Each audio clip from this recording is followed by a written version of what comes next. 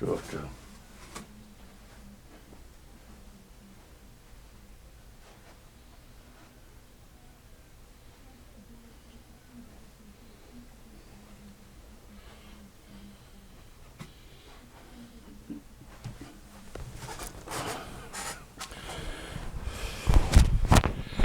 Endikilik şeyimiz, hürmetlik vatandaşlarını sizlerle muhakeme. Bu muhakeme kandak bulunduğu dese Türk'ün şundak degen edeyim, siz giyseniz var mı? Ben degen edeyim, mesela Arap yerim araladaki Araplar, herkes Orta Asya'daki bu Müslüman devletler ve aynı vaktki tarihteki kabilelerini Arap Müslümanları Katar'da görmeydiken, onu fakat boysundurulgan milletler Katar'da gördüken, men bu xulası qandaq keldi desiniz vatandaşım. Ötken yıl 10. ayının 7. günü Hamas İsrail'e hücum kılgandan keyin bütün dünyada tarap-tarapta Amerika karıştırdıgan Müslümanlar, İsrail'le karıştırdıgan Müslümanlar namayış. Hatta Amerika'da New York'ta bir yerde paçparat bolsa başındaq namayış oturuğa çıkıp ketdi. Men şu vaqt hayran kaldım vatandaşım. Amerika'daki bir demokratik devlette Uygur özünü Müslüman dep namayış kılıp bizning derdini Amerika Devlet Meclisi sözlep kelayotgan muşu kunlarda Amerika'da yaşaydigan anlaşımçı 7 milyondek Müslüman. Bularning hammasi qaraganda İranlik ve O'rta Sharqning musulmonlari o'xshaydi vatandaş. Birisi kelib, sen Müslüman ekansan, nima derding bor deb yoki Ömer Kanat'tan yoki boshqalardan so'rab baqqani yo'q vatandaşım. Bizde yardım kerakmi, sana yardım berelim deb baqqani yo'q vatandaşım. Bir qatim keldi birisi, bir mukofot taxtisi ko'tarib, rahmat uningga. Ömer Kanatlarning ishxonasi keldi, bireylan bir taxta bir mukofotni ko'tarib, uningga rahmat. Lekin umumlashtirib aytganda hech qachon Uyg'urni qo'llagan emas. Amerikadagi demokratik davlat yashab turib. Şu Müslümanlar Uyg'urni biz seni qo'llaymiz degan emas. Hamda O'rta Sharqda nimani kutamiz vatandaşım, kutamaymiz. Ana ustiga bugungi hikoyani anglasangiz, hozir men sizga so'zlayman. Hayron qalasiz. Bugun bu hikoyani anglasangiz, shuni deysizki, Uyg'urni Xitoyga mustamlika bo'lib qolishi bir dövrə. Bugün muş 21. asırda Arap dünyası O'rta Sharqdagi 22 Arap devletinin 20'si Xitoyning bir yo'l bir belbog' sistemasiga, bizning tilimizda mustamlika sistemasi kirib qolgan gap vatandaşım. Bu vakalar burun matbuatlar çıqqanmı çıkmaganmı ben bilmeyim. Bugün keptim, ben bugün sözde oturmam, bugün burun kömegen edim. Bunun hayran kalısınız vatandaş. Bununla siz hayran kalısınız. Madem hayran kaldım, ben üzem hayran kaldım karana. Cumhur'un O'rta Sharqdagi iqtisodiy manfaati Amerikaning O'rta Sharqdagi iqtisodiy manfaatidan olqib ketdi. Lekin Cumhur O'rta Sharqda hech ish qila olmaydi. Mavzuni xabar 2. ayının 8. günü Amerika ovozidan Xitoy til programmasi e'lon qilindi. Xabar mundaq boshlandi vatandaş. Bunu anglab etib, anadagi tahlil qilamizmi? Amerika Qo'shma Shtatlarining davlat ishlar kotibi Antony Blinken dalazer O'rta Sharqda davlatlararo suhbatda bo'lib o'tdi. Hamas İsrail'e urushi boshlangandan beri Devlet ishlar kotibi Antony Blinkenning O'rta Sharqni ziyorat qilishi bu 5-chi qatimliq ziyorat qilish bo'lib hisoblanadi. Bir necha aydan beri Amerika Qo'shma Shtatlari O'rta Sharqda bor kuchini selib, ishlatib, O'rta Sharq krizisini hal qilmoqchi bo'ldi. Mayli O'rta Sharqning neftiga tayinib qilishda bo'lsin va yoki O'rta Sharqqa mablag' solishda bo'lsin, mayli savdo tijorat munosabatlarida bo'lsin, Cumhurning O'rta Sharqda bevosita manfaati bor. Amerikaning O'rta Sharqdagi manfaatidan bu manfaat yana Cumhurning manfaati eshib ketdi. Lekin İsrail'e Hamas urushi boshlangandan beri Cumhur qo'lini qo'yishtirib qarab turdi. özünün iqtisadi təhdidke, özünün iqtisadını təhdid kuchurayotgan ahvalda ham qo'lini qo'yishtirib qarab turdi. Bu degeni to'xtat urushni demidi Hamasqa. Ve yakime yaraştıray demedi İsrail'e bilen Hamas'ne. Yaki urushni to'xtatish kerak demedi. Dedi bir ishga qizgab. Nim dedi onun şartı Falastin bir devlet qurish kerak. Onu İsrail'e qabul qilmadi o vatandaş. Hozir urush davrida sen devlet qurishni qo'yib turib, urushni to'xtat. Eningdan keyin diplomatik tinchlik davriga o'tgandan keyin andin devlet qurishni gapini qil. Agar bo'ladigan bo'lsa, shunday qil. Endi shuna qildimi, qo'lini qo'yishtirib qarab turdi. Jungoning manfaati.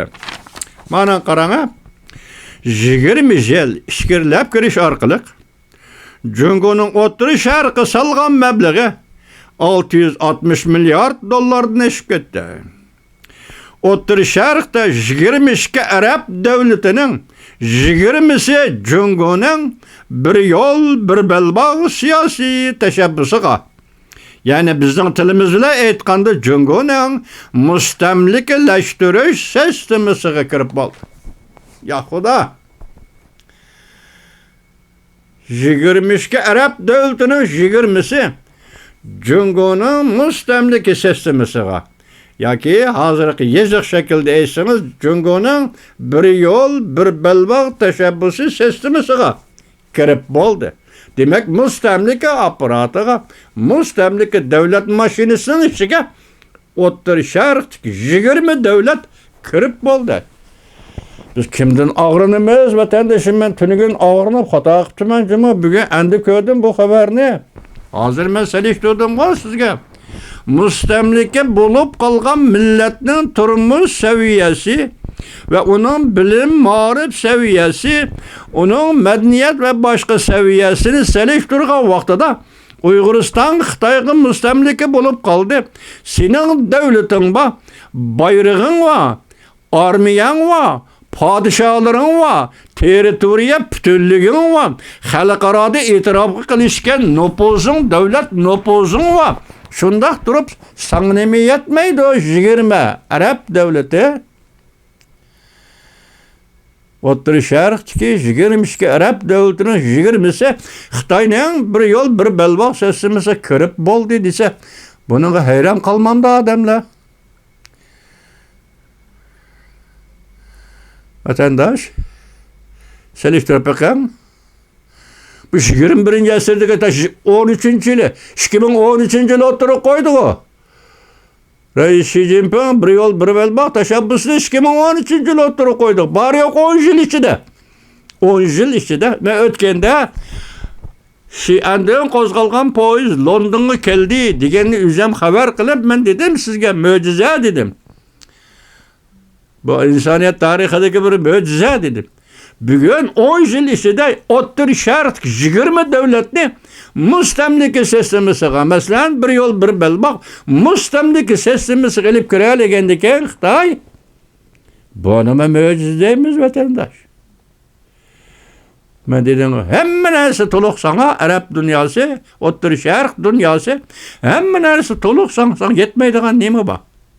Men sana şu bir so'zni aytib qo'yay, Arab dunyosi 20 devlet, O'rta Sharq 22 devlet, Arab devleti, men sana şunu deb qo'yay, isig'da bo'lsin. 2022-yili 1-oyning 5-kuni Qozog'istonda Qozoq yaxshilari, Qozoq ishchilari, yangidan tashkillangan Qozog'iston ishchilari, Qozoq yoshlari o'ttirga chiqib shiddatli namoyish qildi. To'qayev bu namoyishda bostirdi. Rossiyadan askar taklif qilib, elib kelib bostirdi. Bu bir nomus qiladigan ish edi. Sen öz xalqingni bostirish uchun tunugun mustamlik qilgan millatning armiyasini kelib yana ish qilib öz xalqingni bostirish asl nomus qiladigan ish edi. Biroq mening san demoqchi bo'lganim 22 Arab davlati va bugun bir yo'l, bir belbog' kirib kelgan 20 Arab davlati maqsan deydiganim, şu vaqtda bir nafar Qozog'istonlik hamshiramiz ayol kishi nima dedi? Qozog'istonga sening zavoding kerak emas. Qozog'istonga sening sanoating kerak emas. Kazak halkının üzünün turmuşu var. Üzümüzün turmuşu bile çedirdi yaşayımız ki ikinci bir devletten mesela məxsusu Xitay kartılığın söz notok bu.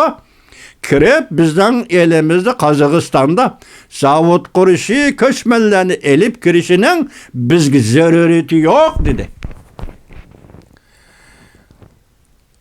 Arap dünyası sen muşunçilik fikir kılışın bilemsin ha? 20 Arap devleti sen muşundan fikir kılışın bilemsin ha? Bugün nemiş Uygur'unu kollu mu diye, Müslüman dünyası undakı mı diye, bundakı mı diye, hayran. Senadın ağırdışkı bulmaydıyken Arap dünyası. Xitayning mustamliki sistemasi bir yol bir belbaq sistemasi kirgan ekansan, seningdan hergiz og'inishga bo'lmaydi ekan. Uyg'ur ne va yak O'rta Osiyodagi musulmonni sen emas, seni Uyg'ur va O'rta Osiyo musulmonlari qutqizishi kerak kedi Arab dunyosi, Arab musulmon dunyosi. Xitayning bir yol bir belbaq mustamliki sistemasiga 20 Arab davlat qatnashdi desa shundoq deyish kerakda. Burunqi mustamlikchilik, koni mustamlikchilik, harbiy kuch bilan tajovuz qilib kirish. Bugungi mustamlikchilik dollar mustamlikchiligi. Dollar bilan pul bilan mustamlik qilish. O'rta Sharq Xitayning O'rta Sharq qaratgan siyosati bir yo'l bir belbaq siyosati mustamliki sistemasi bugun sizning oldingizda oshkor bo'ldi vatandosh. Şunu neymiş ki bu Uygur doğrusu gep kılanmaydı degan sözün ma'nisi bu yerden çıktı. Men bu matbuatlarda köken emas bu haberini. Bugün kepti Amerika avazıga. Bugün mesele yetkizdim vatandaşım. 22 devletinin içinde 20'si bir yol bir belbaq Xitay sistemisi yakın mustamliki sistemisi katnaştı dese bu insan hayran kaladigan iş vatandaş. Bayrağın lepildep duruptu. Küzün pildilap duruptu. Hey Arap dünyası. Padişahların hukuk yürgüzüp duruptu. Hey Arap dünyası. Xitay'nın bir yol bir belbaq sistemisi mustamliki sistemisi kirdin mi?